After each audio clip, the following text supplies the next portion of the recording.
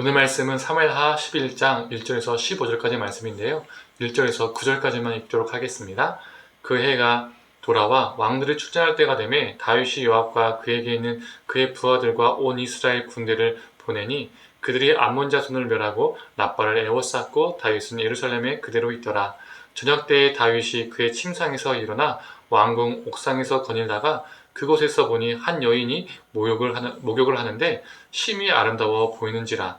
다윗이 사람을 보내 그 여인을 알아보게 하였더니 그가 아뢰되 그는 엘리암의 딸이요 햇사람 우리아의 아내 밧세바가 아니니까 하니 다윗이 전령을 보내어 그 여자를 자기에게로 데려오게 하고 그 여자가 그 부정함을 깨끗하게 하였으므로 더불어 동침함에 그 여자가 자기 집으로 돌아가니라. 그 여인이 임신함에 사람을 보내 다윗에게 말하여 이르되 내가 임신하였나이다 하니라. 다윗이 요압에게 기별하여 햇사람 우리아를 내게 보내라 하매 요압이 우리아를 다윗에게로 보내니 우리아가 다윗에게 이르매 다윗이 요압의 안부와 군사의 안부와 싸움이 어떠했는지를 묻고 그가 또 우리아에게 이르되 너의 집으로 내려가서 발을 씻으라 하니 우리아가 왕궁에서 나가매 왕의 음식물이 뒤따라 가니라. 그러나 우리아는 집으로 내려가지 아니하고 왕궁 문에서 그의 주위 모든 부하들과 더불어 잔지라. 아멘. 아침 묵상을 들으시는 모든 성모님들에게 하나님의 은혜와 평강이 있기를 간절히 소망합니다. 오늘 본문은 그리도 훌륭했던 다윗이 어떻게 타락했는지, 나락으로 떨어졌는지를 말해주고 있습니다. 1절을 보면 전쟁할 때가 되었습니다.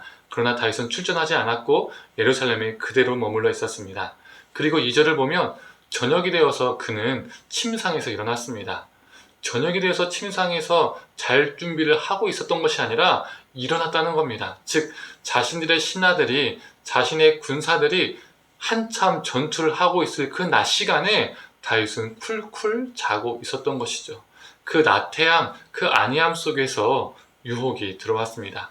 잠이 깨어나 옥상을 서성이는데 목욕하는 한 여인을 발견하고 음욕을 품었습니다. 그런데 그는 음욕을 품은 데서만 멈춘 것이 아니라 그녀와 동침까지 했습니다. 백성들이 목숨을 걸고 싸울 때 그는 한 여성을 범했습니다. 목숨 걸고 싸우는 자신의 부하 우리아의 아내 밧세바를 범했습니다. 그런데 이 이야기가 여기서 끝나지 않습니다. 그녀가 임신을 하게 됩니다. 우리가 잘 알고 있는 것처럼 다윗은 자신의 죄악을 숨기기 위해서 남편 우리아를 전쟁터에서 불러와 밧세바와 동침하게 하려 했습니다. 자신의 아이를 우리아의 아이로 만들려고 했던 속셈이었죠. 그런데 이 우리아의 충직함은 다윗의 어두운 죄를 더욱더 짙게 만들었습니다. 우리아가 밧세바와 동침하지 않았기 때문에 다윗은 그 계획이 물거품이 되었습니다. 그래서 다른 계획을 짰습니다. 다윗은 자신의 군대 장관 요압에게 편지를 보내죠. 그 편지의 내용은 전쟁터에서 우리아를 죽게 만들어라 라는 내용이었습니다. 이스라엘을 정의로 공의로 다스렸던 다윗이었습니다. 이전에 아침 묵상에서도 언급했지만 정의와 공의로 백성을 다스렸다는 뜻은 백성 위에 군림한 것이 아니라 자신의 백성을 형제처럼 대했다는 뜻입니다. 형제애를 베풀었던 왕이 바로 다윗이었습니다. 자신의 백성을 형제처럼 대하며 형제애를 베푼 다윗이 이제는 그 형제애를 깨트리고 자신의 백성이자 자신의 부하인 우리아와 밧세바를 형제가 아닌 물건으로 대하고 있음을 우리는 알 수 있습니다. 쓰다가 버릴 수 있는 물건으로 대하고 있는 것이죠. 그리도 훌륭했던 이 왕 다윗이 한순간에 무너지는 모습을 우리는 보게 됩니다. 그는 아람과 전쟁에서 대승을 거두었고 그 대승은 아마 그에게 안이함을 불러일으켰을 겁니다. 대군 아람도 이겼는데 이제 전쟁에 출정하지 않아도 돼. 내가 없어도 그냥 충분히 이길 수 있어. 그 안이함과 나태함 속에 죄 유혹은 스며들었고 그는 죄를 행하게 되었습니다. 고린도전서 10장 12절의 말씀입니다. 그런즉 선질로 생각하는 자는 넘어질까 조심하라. 고린도전서 말씀처럼 다윗은 선질로 생각할 때 넘어졌습니다. 그런데 이건 다윗에게만 해당하는 말씀이 아닙니다. 우리 모두에게 해당하는 말씀입니다. 우리는 무엇인가 성취하고 무엇인가 이룬 후에 긴장이 풀리고 안일해지기 쉽습니다. 나태해지기 쉽습니다. 그리고 교만해지기도 쉽죠. 그 안일함과 나태함 속에서, 그 교만함 속에서 죄가 쉽게 스며듭니다. 그리고 그 유혹에 넘어져서 죄를 행하게 될 때에 그 죄악은 누군가를 고통스럽게 만듭니다. 형제를 깨뜨립니다. 다윗은 밧세바를 범했고 또한 우리아를 죽게 만들었습니다. 그 죄가 나에서만 끝나는 것이 아니라 누군가를 아프게 한다는 것이죠. 창세기에서도 다윗처럼 형제 애를 깨뜨리고 살인을 행한 사람이 있었죠. 누구입니까? 가인입니다. 창세기 4장 7절 후반에 하나님께서 가인에게 이런 말씀을 하셨습니다. 읽어보겠습니다. 선을 행하지 아니하면 죄가 문 앞에 엎드려 있느니라. 죄가 너를 원하나 너는 죄를 다스릴지니라. 하나님은 가인을 향해서 죄가 너의 문 앞에 엎드려 있으니 너를 공격하려고 한다. 죄가 너를 원하고 있다. 그러나 너는 죄를 다스려라 라고 말씀하셨습니다. 죄를 다스리라는 것은 죄와 싸워 승리하라 라는 의미지요.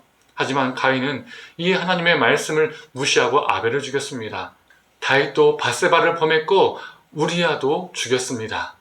죄는 가인과 다윗을 공격했던 것처럼 우리를 공격합니다. 죄는 우리 눈앞에 엎드려서 우리를 언제든 잡아먹으려고 기다리고 있습니다. 그러나 우리 하나님께서 우리에게 말씀하십니다. 너는 죄를 다스려라. 죄에게 넘어지지 말고 죄와 싸우라 라고 말씀하십니다. 사랑하는 성도님들, 선질로 생각할 때 넘어질까 조심하라라는 이 하나님의 말씀, 제가 너를 원하고 너를 공격하려고 하니 너는 죄를 다스려라 라는 이 하나님의 말씀을 우리의 심령에 새기기를 원합니다. 그래서 언제든 우리를 넘어뜨리려 하는 이 죄와 싸워 승리하는 저와 성도님들 되기를 간절히 소망합니다. 함께 기도하겠습니다. 하나님, 형제가 풍성했던 다윗이 그 형제를 깨뜨리고 사람을 범하고 죽였습니다. 그 나태함 속에 안이함 속에 죄가 스며들었고 죄가 그를 지배했습니다. 그리고 그 죄를 통하여 그는 타자들을 고통에 넣었습니다. 하나님, 우리가 다윗과 같은 삶을 살지 않게 하여 주시옵소서. 하나님, 다윗의 죄를 쫓아 살지 않게 하여 주시옵소서. 형제를 깨뜨렸던 가인을 향해 하나님께서 제가 너의 문 앞에 엎드려 있고 너를 원하니 죄를 다스려라 했던 그 말씀을 우리가 새기게 하여 주시옵소서. 우리 문 앞에 우리를 공격하려고 숨어 지내고 있는, 기다리고 있는 그 죄에 무너지는 것이 아니라 그 죄와 싸워서 승리하는, 그 죄를 다스리는 존재 되게 하여 주시옵소서. 오늘 하루도 주님의 말씀을 의지하여 죄와 싸워 이기는 우리가 되게 하여 주시옵소서. 감사드리며 사랑이 많으신 예수님의 이름으로 기도드립니다. 아멘.